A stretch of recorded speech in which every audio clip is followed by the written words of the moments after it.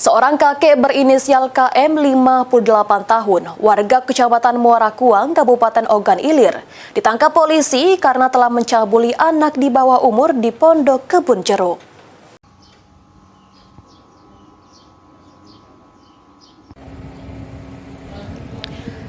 Inilah tersangka inisial KM yang berhasil ditangkap unit PPA Reskrim Polres Ogan Ilir.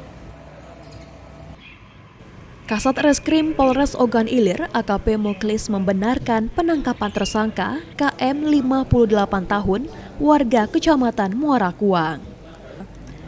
Tersangka KM ditangkap Senin 27 Oktober 2025 atas laporan korban di Polres Ogan Ilir pada tanggal 28 April 2025.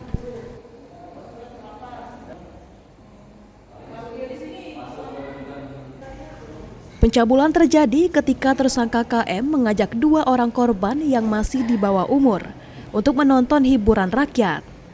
Korban yang masih di bawah umur diajak pelaku naik sepeda motor menuju lokasi hiburan.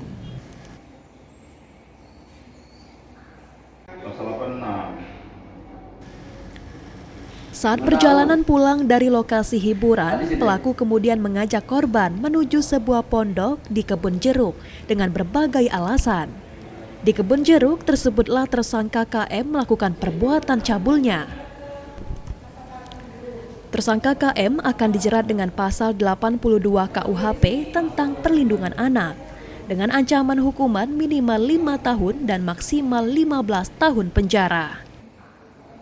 27 Oktober, Satreskrim Polres OI, yaitu dari unit PPA, telah melakukan penangkapan dan mengamankan seorang pelaku atau tersangka pencabulan terhadap anak.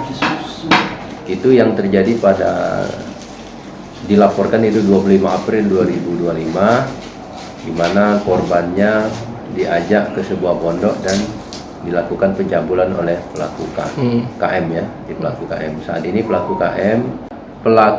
KM kita sangkakan pasal 82 Undang-Undang Perlindungan Anak, di mana ancaman hukumannya itu minimal 5 tahun dan maksimal 15 tahun penjara.